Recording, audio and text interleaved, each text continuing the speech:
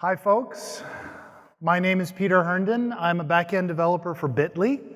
You may have heard of us. We take regular sized URLs and make them really, really small.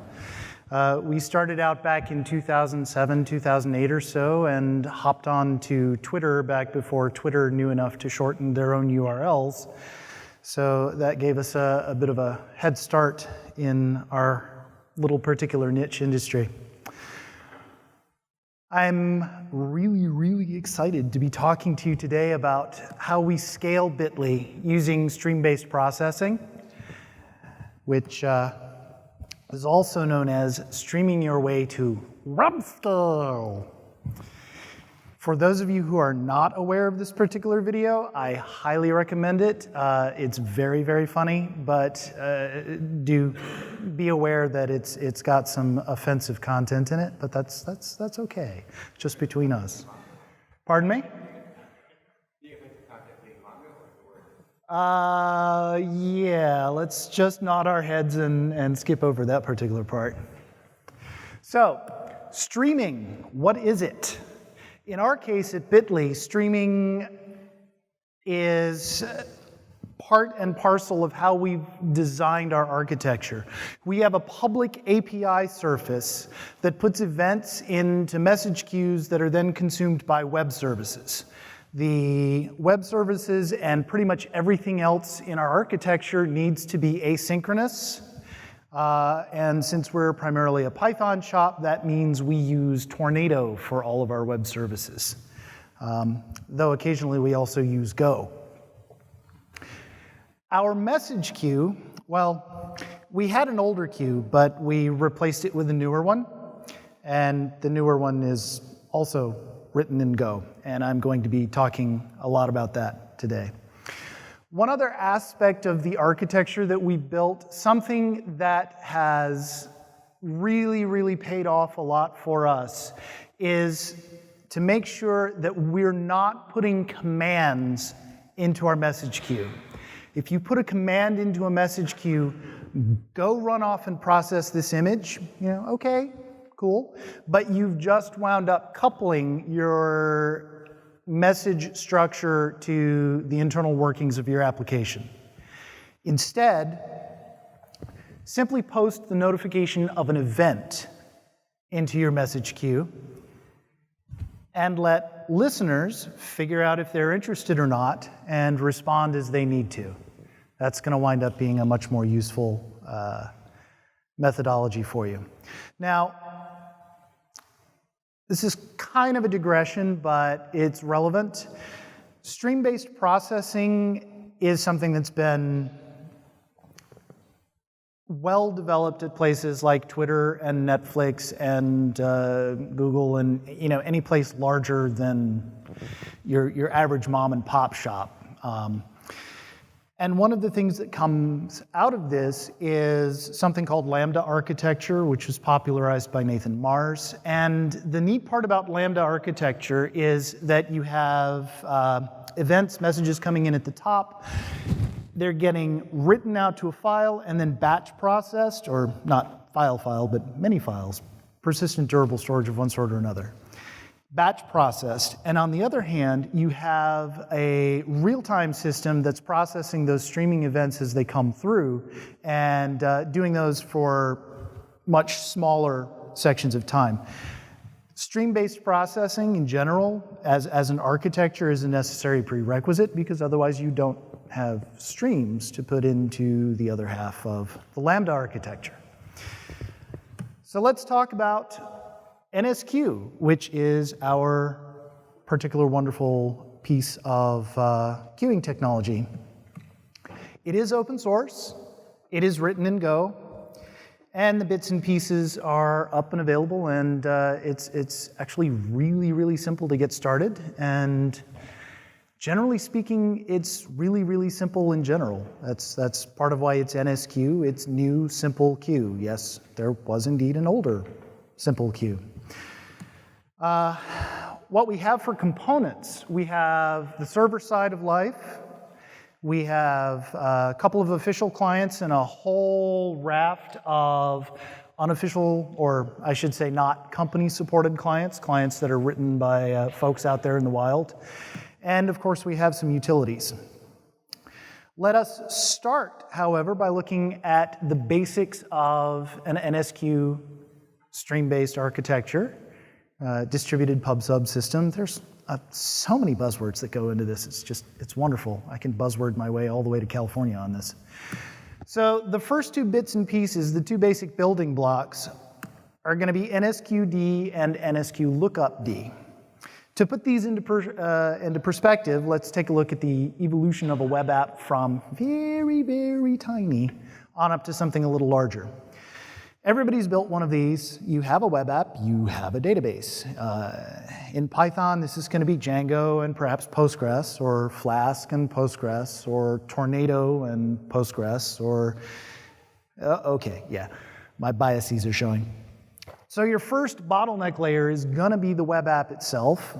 So you write it in such a way that it's as stateless as possible, and then you can just scale it out by adding more processes, spinning up more instances. That winds up revealing the second bottleneck layer, which is going to be your database. So you add a caching layer, memcached, Redis, something like that. And that alleviates the pressure for a little while. Eventually, you wind up needing to scale further, so you replicate, and eventually you wind up sharding. In fact, if I remember correctly, there's an excellent talk tomorrow on how to shard Postgres. So I would recommend that.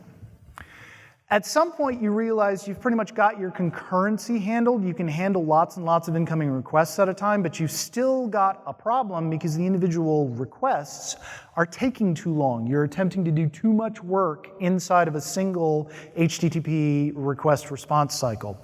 So you add a message queue system of some sort. In Python, this would ordinarily be Celery, which means your queue system is going to be RabbitMQ or perhaps Redis. RabbitMQ has a lot of the same general properties as what goes into NSQ. I would argue that NSQ is simpler to operate on a general basis. Although folks who are really good with Rabbit are free to disagree, righteously so. So what'll happen is your web app will write messages into the queue. The worker will pull those messages off the queue and process and save data to wherever.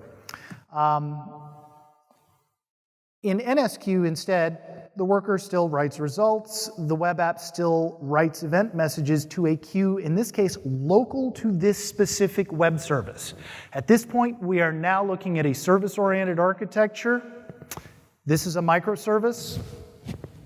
Very micro, maybe, but the important point is that you now have an NSQD running locally to this particular web service.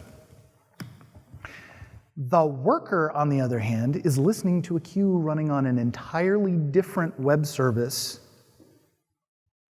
somewhere else, which allows you to build an architecture that winds up looking like this, and you can keep chaining that up and spreading that out and scaling that out, and lo and behold, you've got something pretty impressive after a while. So how does a worker find a given queue? It looks it up in NSQ lookup D. Now, the general advice here is to run, say, 3 to 5 to, however many you need to handle your lookup load of NSQ lookup D instances in your architecture. In your system, just at least run more than one, because otherwise you're going to wind up with availability issues if one of them goes down. So the worker says to NSQ lookup D, hey, I need to get a particular topic. And here are the addresses of all the NSQ lookup D daemons running in, say, this particular data center, whether that be, an Amazon availability zone or colo or whatever. And NSQ lookup D will reply, okay, here are the addresses of all of the NSQD instances that are currently running, producing this particular topic. So the web app subscribes to, back up a moment. A topic itself is actually created on the fly, on demand. The first time a producer of messages writes to a given topic at a given NSQD, that's when that topic is instantiated, and NSQD will then push to NSQ lookupd, hey, I'm a producer for this particular topic. Which winds up working well, because eventually it'll write to all of the NSQ lookupds. It'll start with one, it'll move to the others, and eventually all the NSQ lookupds will know where to go to find that particular topic. So in an entirely different microservice, say, we have a worker looking for a particular topic. It asks NSQ lookupd points it to all the NSQD instances that are running that particular topic, and the worker says, okay, I'd like to consume this topic on a particular channel. Now what this does is allow for horizontal scaling. This is kind of neat. All the messages in a given topic for a particular channel get automatically distributed amongst all of the available workers. 10,000 messages, you've got 3,333 going to each worker. The next phase of this is you can have multiple channels consuming a given topic. What this winds up doing is replicating all 10,000 of those messages for this particular topic to each of the channels. So on the one hand, you have a couple of workers doing some spam counting. On the other hand, you have another couple of workers that are actively writing all of these events to persistent storage somewhere. That is a very, very powerful little thing that will get you quite a long way. This is also part of our advice. Use NSQ to file early and often everywhere you have a new topic so that all of your events get stored permanently. And I'll show you why in a bit. But first, how do you keep an eye on all of this? Well, we have something called NSQ Admin. And can you see that? Yes. Okay. That is big enough to be clear. Nice. Excellent. So NSQ Admin is this wonderful administrative interface which gives you a list, in this case, of all of the topics that are registered with NSQ lookupd. And it's pulling these charts from Graphite. And if you can also see there the rate per second of messages going through any particular topic. If you click on one of these topics, you dive in to see all of the individual NSQD hosts that are producers for this topic. And this is kind of neat here. You have the ability to pause it, delete, or even empty the queue. This is nice and handy if you're rolling out, say, new code for a given set of workers for a particular topic. You simply pause the topic for a moment, roll out the code, unpause it, boom, goes back to normal. If you dig into a specific, yeah, this one's harder to read, oh well. If you dig into a specific producer and a specific NSQD instance, what you'll see when you get up here is the garbage collection statistics, the memory heap stats, all of that sort of lovely bits and pieces, and all of the statistics on how the consumers for this particular NSQD are doing and how many messages they're consuming. How do we control access? There's a little piece, it's kind of a new thing. Mostly we run NSQD internally. We have had recently some requests to make it available to external customers, external third parties. So we had to write up a bit of authentication to make sure that they couldn't get into the rest of the world. And that's PyNSQ authd. It's available, Jahaya is our VP of engineering. It's early days on that yet. It does what we need, and it works pretty well. But if you're going to do something similar and tie it into something more interesting on your particular system, that would be a decent starting point, if anything. How do we make use of the capabilities that are presented by NSQ? Well, let's take a look at a client. The client code itself for Python is here. And we implement them as queue readers, and they're more or less Tornado applications for us. We instantiate a reader, and we set up a validate method, which looks similar to this. Basically, if the message is of interest to this particular queue reader, then return true, otherwise return false. If the message is indeed of interest, we hand it over to the message handler, which in this case is just doing some statsd incrementing. It's pretty straightforward, pretty simple. Notice at the bottom the NSQ message.finish call. This is a method for telling NSQD, I've actually succeeded on this message. If NSQD does not get this signal within whatever the configurable timeout is, I think the default is 60 seconds per message. Yeah, it gives it an actual whole minute by default, but you can certainly configure that to whatever you need. It will pop that message back onto the queue for redelivery. Going back to our main setting here, you can see the settings themselves, where you get the topic, where you get the channel, hard-coded, grab it from settings, whatever you want to do, and where do we find the lookup D. So let's take a look at some of the bits and pieces that make life more comfortable under NSQ, which is to say the utilities. The first one, NSQ tail, is just disturbingly handy for actual development and debugging.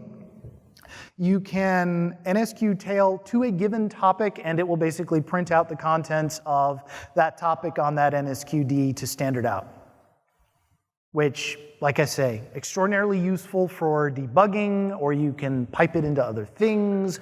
There's all sorts of things you can do with that. NSQ to file does much as it says. It writes everything to durable storage. To NSQ takes files of new line delimited JSON messages and reads them back into an NSQD instance of your choice. So what you're looking at there is basically backup and restore. This is really actually important because this gives you just a disgusting amount of flexibility in how you develop the actual business logic that goes into your queue readers.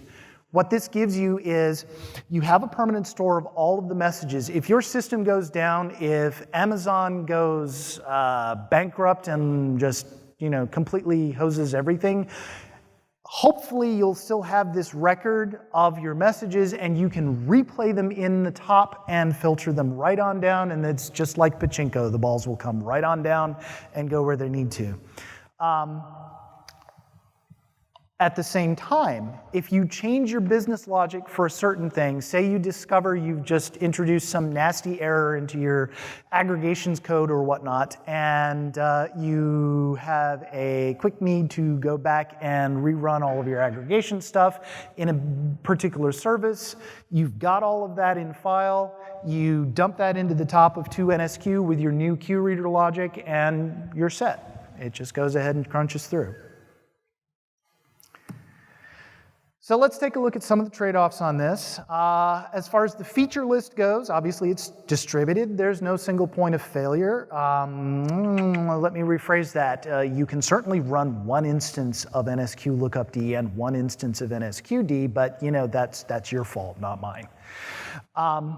If you run it as we would prefer you to, you'll run multiple instances of lookupd and an NSQD, at least one per topic, per web service. You can run multiple. That does work pretty well. It is horizontally scalable. Nothing prevents you from running lots of them. Communication is secured. Everything is over TLS. We have built-in statsd integration. If you tell NSQD where your statsd is running, it will simply go ahead and spew statistics in, and you'll be happier. Being written in Go, it's actually fairly easy to deploy. If, assuming you have any kind of deployment sanity whatsoever, you're running on one or at most two separate architectures, you simply compile once for a given architecture, you have a binary, you push it out, boom, you're done.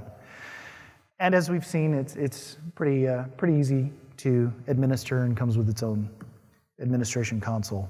Now here's the fun part. Messages are not durable. NSQD is set up by default to be an in-memory message queue. If your NSQD goes boom, so do your messages that are in flight at the moment. This is by design. Presumably, if you go a step upstream, you can replay your stats or messages into the queue and things will be fine.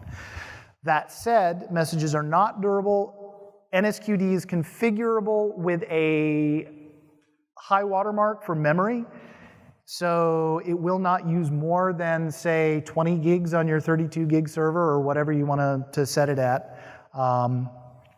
Above that level, messages get persisted to disk. It is possible to set that level to 0, which is cool, but you are going to trade off performance for, in that case, enhanced durability. Still not perfect durability, as everybody knows, hard drives can die too, and do all the time. But it would give you a little bit extra durability. Messages are delivered at least once, potentially multiple times. So you are going to need to make sure that your client actions are either idempotent or can handle duplicate messages, whether that be as simple as not caring very much if a unique primary key constraint gets violated and just like, okay, no problem, next. Your client code is going to need to be able to deal with that. The reason that this is true is, again, if your client takes too long, NSQ will requeue that message depending on how much of a tolerance you set, and that is going to wind up giving you, some tuning headaches there, I guess. But at that point, it's possible that the message could be delivered multiple times. Unordered delivery. This is also a consequence of the distributed nature of the system.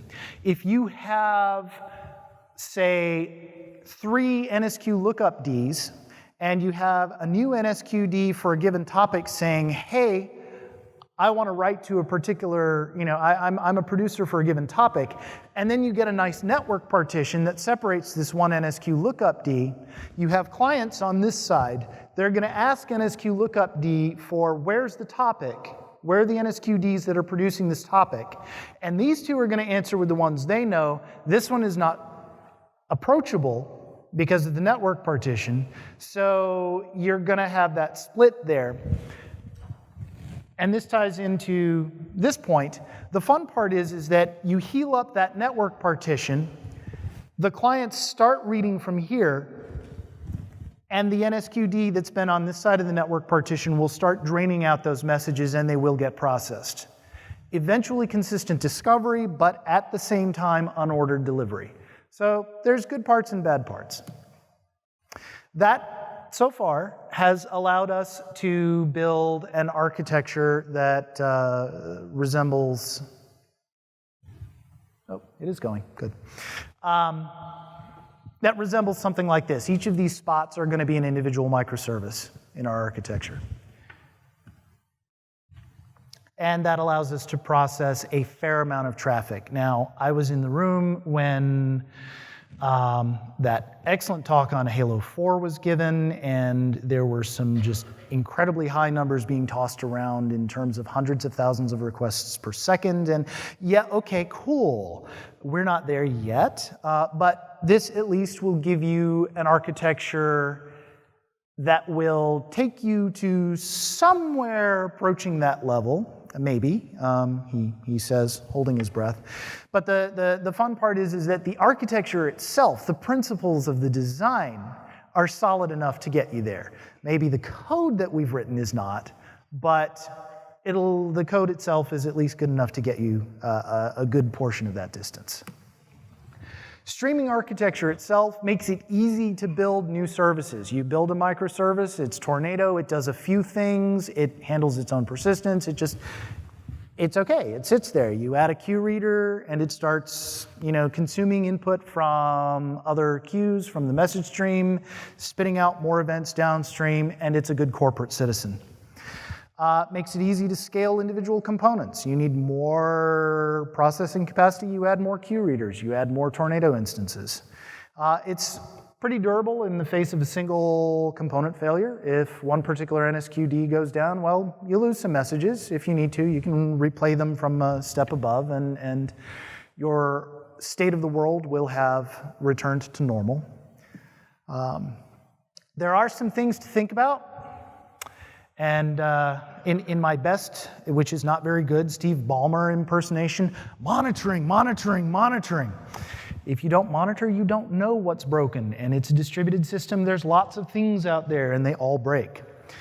Failure modes are the next part. How do you handle failure? How do you know that things have failed? Well, monitoring. How can you know what happens when they do fail? Experience. How do you write an application that's tolerant of that kind of failure? Well, that's better programmers or experience. Failure is fairly binary. Fairly, not entirely, but fairly binary. It's either failed or it hasn't. Measurement, on the other hand, will show you the range of performance and how you can expect things to work, which allows you to predict how things will work in the future given changing loads. And timeouts, connection timeouts, DNS timeouts. A slow network is pretty much the same as a failed service, right? So that's all stuff to keep in mind. That's NSQ, again, open source, and all the bits are here. Have some photo credits, and at this point I've spoken a little too quickly, but that's okay. Does anybody have any questions? Sir? How long have you been in production? NSQ has been in production for about 2 years now. We're also far from the only user. There's a pretty fair community of users. So, yes?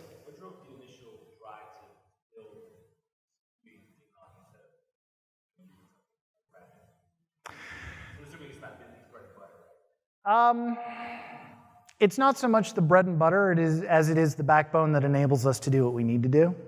It's made development of the rest of our actual services that do the individual work. It's made that possible more than anything else. But why we chose to build our own as opposed to Rabbit, I was not there when the decision was made, but we started off with simple queue because we knew we had to have a queue. I believe that Rabbit was considered, and I don't think there were enough folks in the office with experience with Erlang and any experience with running RabbitMQ in any kind of a distributed architecture at the time. So that was skipped, and everything else is more or less homegrown at the same level. So we just came up with something, on our own. There's a fair amount of mad scientist syndrome at work too. We've got some guys who just love to build cool and interesting stuff. Yes? So one of the challenges with a lot of the other products out there is how they are operated and how we do their inspect and monitor. Yes. Monitoring. What does this do to make it easy for operators to see what the hell is going on? You came in late, Jos. I did come in late. Okay. Man, I figure you hadn't covered that yet. Yeah. No, you'd be wrong. That's okay. Actually, I have a navigator. I can go directly to it. Haha. How do you keep an eye on things? NSQ Admin. Come on. Yes, that is the NSQ Admin. There's the go button. Okay. So yeah, NSQ Admin written in Go allows you to inspect all of the topics, allows you to inspect all of the topic producers, allows you to inspect all of the topic consumers for a given producer, shows you garbage collection and memory consumption, and gives you control over the topic and allows you to do all of that. And it's in the box. Yes? I think you mentioned that the disk setting is 0. Mm-hmm. You also have a contractual guarantee that you'll deliver each message at least once. What happens if you have it at 0 and the message is not choose to die or does it choose? Oh, no. That setting to 0 is how much memory NSQD is allowed to use for message storage. Oh, so you can't set disk to 0. Right, yes. Yeah. Above that level, it'll go to disk. If you set it to 0, then it will persist everything to disk, right? And fill up your disk, yes. Yes, sir. It's common in Microsoft architecture, microservice architecture, sometimes often have independent databases. Yes. They're all independent. Are they literally each one is independent? Yep. If so, how do you deal with the cases where they actually have data in common? You have replication going back and forth. We do have some replication where a lot of the way we set up the services themselves are, we've got basically a basic primary key, more or less, that identifies a given hashed link, a given bit link, which is the hash itself. That's guaranteed to be globally unique. So we can hang stuff off of that, and we can hang stuff off of the user ID of the account that is doing the shortening of the original URL. We pass those around a lot. There's really a lot of duplication of the actual data amongst the various services and their persistence stores, yes. Most of the individual services themselves, though, are going to be additive. They're going to add additional information to a given decode event or a given encode. So, yeah, we're okay with duplication. We've come to terms with the redundancy inherent in the situation. One other question. How do you combat the tendency for there to be hotspots and cold spots in terms of utilization of resources when everything's an independent microservice? So I may have a microservice that sits on server A, it's a big fat server, but it just doesn't get used a lot. So server A is maybe I'm paying by the hour for server A. How do you tend to combat? Pretty much the way you would normally do. If it's running on too big a server, we'll deploy to a smaller server and retire the bigger one. I mean, that's... So just sort of proactive monitoring of Sure. how much is being used. Yeah, and we have a pretty good idea from sheer experience at this point as to what kind of volume we're looking at. I mean, we're looking at 8.2 billion decode events per month, which translates roughly to about 3,000 requests a second, all of which are going to turn into events that go into the message queue. At any given level, we may be filtering out some of those events as they come down the pipe, reducing the load. So we have an idea what's going to be needed to process that load. During development, we test with live data. So we come up with some pretty good estimates as to the kind of resources we're going to need. Yes? You guys have the need of, you talked about segregating commands and events. Do you guys have any need of segregating commands and queries? I'm sorry. Queries versus commands, and queries which just ask something versus commands which ask something. Do you guys have any for that? Okay, correct me if I'm wrong, but I think the question you're asking is, do we actually need an instance where commands are useful in the message queue system? Is that correct? No? I'm sorry, I'm a little hard of hearing, actually. So. Basically, queries versus commands. Queries are basically a system is asking another service information. It's basically a read versus like asking you to do something. Right. Do you guys have any need to separate that out Separating data from different, yeah. I mean, they're going to go to different places. I mean, one system, for instance, is taking incoming decodes and counting unique cookies out of that, and at the moment it's doing it in Redshift. So that's going to be an entirely, and I have a feeling I'm still misunderstanding your question, but come see me afterwards and we can discuss. Yes? By definition, a lot of stuff is asynchronous. Do you end up having to wrap some wrappers around it to make it synchronous? So, for example, if I was making web requests, I say, okay, send me 200 back, put it on the queue, and then at some point it's not going to check back. Or do you end up saying, okay, I'll make this request, I'll put something on the queue, I'll block it so that I get a call back from this guy, and then I'll send a response. So it feels synchronous to the client, but you're still using this. Yeah, we avoid the heck out of synchronous requests. They're really, really a bad word. So yes, there are some cases where we will do synchronous processing. We'll instantiate a client that'll make an HTTP request to something or other that is synchronous, but that's one of the things about the architecture itself is we have, like you saw, there are lots of services. Some of those services provide our front-end API layer, and those are dealing directly with, rendering web pages and responding to actual clients doing clicky-clicky, or to API requests coming in going, hey, shorten this link or whatever.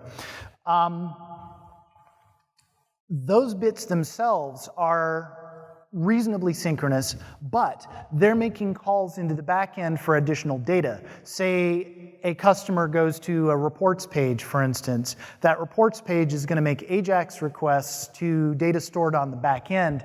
One of these microservices is going to respond with that data. And yes, that microservice is written in Tornado using asynchronous processing, because it's something you have to turn on deliberately to service the request. But the data that it's collecting and returning may not necessarily be real time, hey, I just shortened a link. We try and make that as small as possible.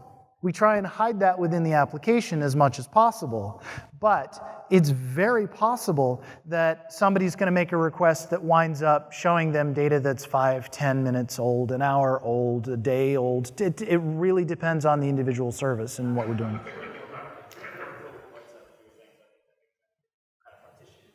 Mm-hmm.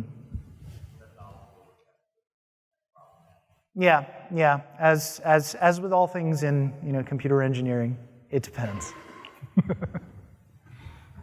Any other questions? Yes, sir. Does it handle sharding of the keys or? Yes, actually. That's kind of fun. We have an entire service devoted to generating hashes and storing them in an extraordinarily sharded MySQL database, actually, is what we're using under the hood there. The way we have it set up is we have a service that we call BitGen, which consistent hash table. Basically, it separates the hash space into chunks, assigns chunks to a given MySQL cluster, and assigns redundancy to some of the other clusters. So yeah, there's a lot of sharding going on under the hood there. Disk queues? I think what he's asking is, are you in the queuing service itself doing some kind of a sharding of keys that make microservice all? Oh, I see. Yeah. Some sort of routing. I don't think we are at the moment, but that's kind of an interesting thought. No, we're not doing sharding at that level. We're, at that point, just doing horizontal scalability at the worker queue level. If we have more stuff to process, we'll just throw more boxes at it and scale sideways. Anything else? Okay. Thank you very much, folks.